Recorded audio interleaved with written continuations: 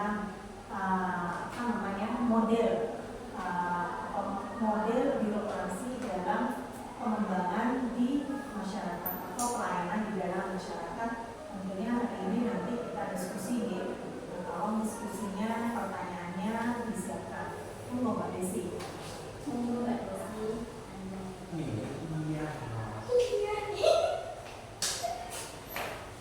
Assalamualaikum warahmatullahi wabarakatuh.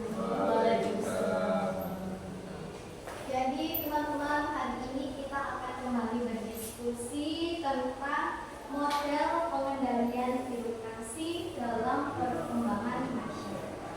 Iya, Nah, sebelum kita tahu lebih dalam tentang model pengendalian birokrasi, kita harus tahu dulu apa sih itu birokrasi. Pasti kita sudah tahu ya. Jadi ini menurut saya sih, birokrasi itu adalah sistem administrasi yang mengatur pelaksanaan kebijakan publik. Nah, fungsi dari birokrasi itu adalah penghubung antara pemerintah dan masyarakat. Birokrasi ini sangat perlu karena apa? Agar pemerintahan ini berjalan dengan tertib, efisien, dan juga adil. Mudah dipahami kan? Paham. Lanjut.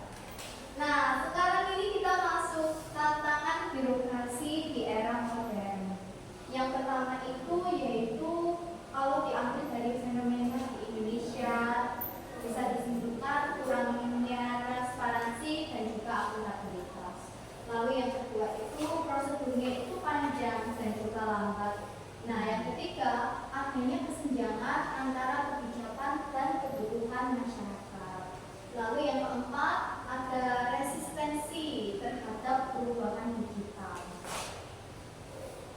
Setelah itu ini adalah konsep pengendalian birokrasi. Ya, jadi konsep pengendalian birokrasi ini adalah upaya pemerintah untuk memastikan birokrasi ini bekerja sesuai dengan kebutuhannya, sesuai dengan tujuan pemerintahannya dan untuk kepentingan publik. Nah, pengendalian birokrasi ini ada dua. Yang pertama yaitu internal.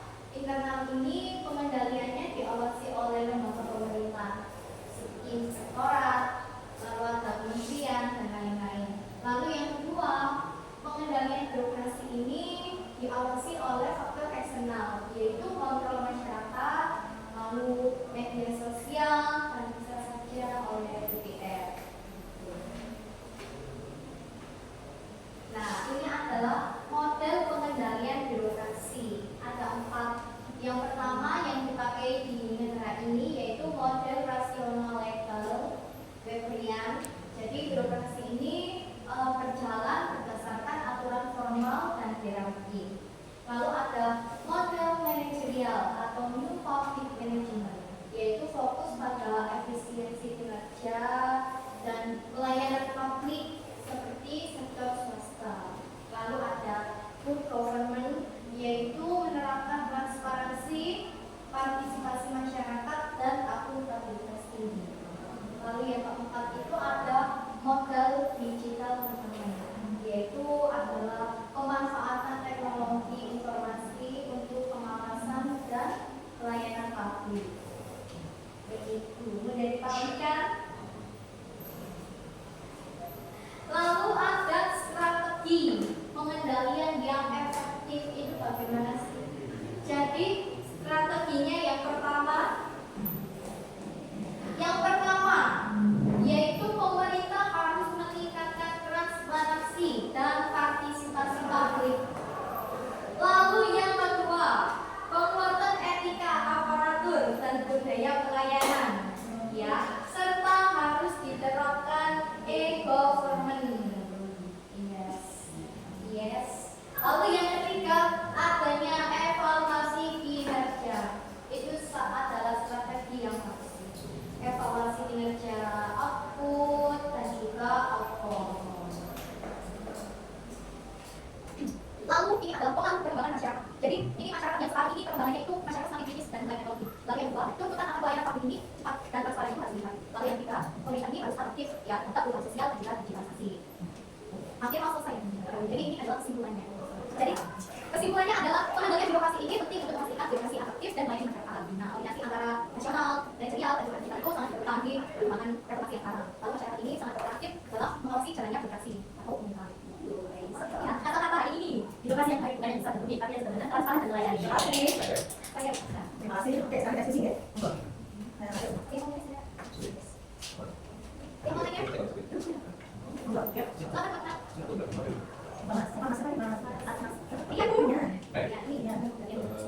Apakah berapa ada satu satu dari kakak ini satu atau sama sekali? Ada apa? Itu sudah ini satu. Jadi model pengendalian birokrasi seperti di Indonesia. Model pengendalian birokrasi itu ada, tapi memang ya ini memang tidak semua pengendalian birokrasi ini diterapkan di Indonesia. Jadi diterapkan itu ya model nasional etalus ya, model bagian itu birokrasi berdasarkan aturan soal birokrasi. Kalau model manajerial ini itu model yang dia sebagian diterapkan. Jadi manajerial ini sebagian diterapkan seperti efisiensi sektor swasta itu diterapkan sebagian. Lalu untuk kebijakan ini pasarannya ini dia adalah acuan ataupun pemerintah ini harus bergerak. Jadi kebijakan ini adalah model pengendalian yang memang dijadikan alasan utama. Kalau model digital government itu sedang dikembangkan karena kan sekarang apa digital ya. Jadi model digital seperti ini pemanfaatan teknologi informasi untuk pengawasan pelayanan publik ini di Indonesia itu sedang dikembangkan. Jadi bukan berarti tidak diterapkan tapi dia masih dikembangkan. Berarti kan media ini kan, media yang kita di Kembangkan. Jadi selesai. Oke, ada bawa. kasih itu. Saya pakai kasih.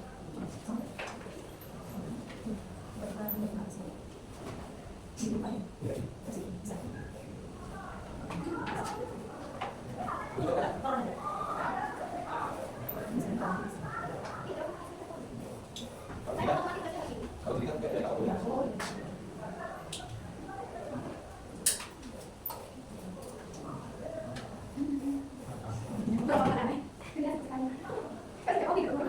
Oke, berarti Ini terkait sekali sama pertanyaan sekalian ya. Saya ingin tanya, kan jelas kan hanya teknologi, government kan masalah dulu ya. Tapi kan semua orang mengenai teknologi, gimana? Saya itu gimana? Oh, solusi ya? Ya, karena teknologi itu semua orang mengenai. Kalau tidak ada yang Benar sih. Jadi model digital government ini memang betul tidak semuanya itu paham digital lagi orang yang Facebook. Terus ya seperti masyarakat atau bahkan aparat pemerintahan juga belum paham betul tentang digital government ini. Nah, tapi kan terjadi kesenjangan. Lalu solusinya untuk pemerintahan ini bagaimana sih? Jadi mungkin yang pertama solusinya yaitu menerapkan menyeluruh tentang internet. Ya, jadi apa yang disebut halaman itu sebenarnya mereka diberikan fasilitas seperti internet. Dipasang komputer atau apa biar bisa akses akses. Ya, soalnya kan di dalam Papua misalkan, itu kan sulit sebenarnya mereka implementasi. Makanya kalau ingin digital government pemerintah itu harus meratakan internet yang ada di negaranya. Soalnya di halaman. Lalu solusi yang kedua yaitu adalah mungkin melakukan ini ya, pemahaman tentang digital. Ya, dijelaskan lah maksudnya, dijelaskan. Ya, kan pemerintah bisa sharing ya di TikTok lah, di TikTok atau bisa bagi-bagi. Oh, iya, iya. Terima kasih untuk penjelasannya. Sama-sama. Udah dikasihkan ya, sekali. Terima kasih. Oke, terima kasih.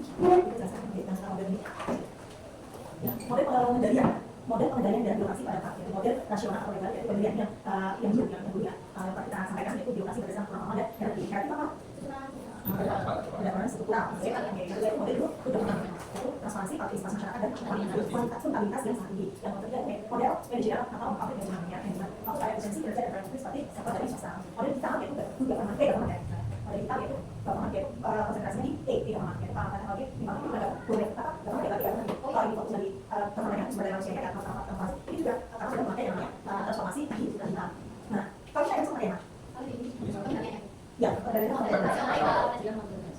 dia bisa sebenarnya kalau dibalik hari ini karena bisa sudah ada yang namanya digital ya model good government dan juga model digital dua-duanya sama ada ini kalau ini enggak kalau yang model digital dulu misalnya masih model ini sebagian sudah memakai model good government dan model digital kalau kedepannya model pelaksanaan atau model yang bisa ini sudah memakai namanya seperti pelayanan publik dan di swasta kedepannya karena ini namanya lebih fokus pada efisiensi dan kinerja ASN itu lebih kelihatan mana berdampak pada evaluasi kinerja ASN itu bagiannya bekerja sesuai dengan tupoksinya berdampak pada siapa pada pelayanan publik lebih dan dapat hubungan mereka pada masyarakat atau kuasa masyarakat yang tak pelayanan publik jadi kita hari ini tidak bisa model pengendalian birokrasi itu masih ada dua model good government dan model IT yaitu government.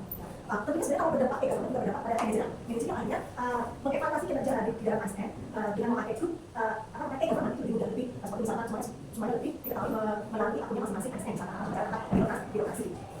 Terus tidak semua orang yang bagus. Bagaimana tidak semua masyarakat Indonesia ini memahami tentang yang namanya government atau tentang teknologi informasi dan teknologi digital di Indonesia. Makanya perlu yang namanya training, perlu yang namanya pelatihan. Siapa yang dilatih? Ya sebelum ada patennya namanya ya training. Tentunya sebelum dilatih sambil juga disiapkan yang namanya dana untuk membuat pembatasan itu. Nah, jadi pemerintah harus menyediakan alokasi dana untuk internet seluruh Indonesia sambil merencanakan RKB-nya sumber daya manusia jangan sampai di training. Jangan sampai sudah di RKB-nya dalam pembuatan IT, ya, pembuatan komputer yang dibutuhkan alatnya salah satunya laptop.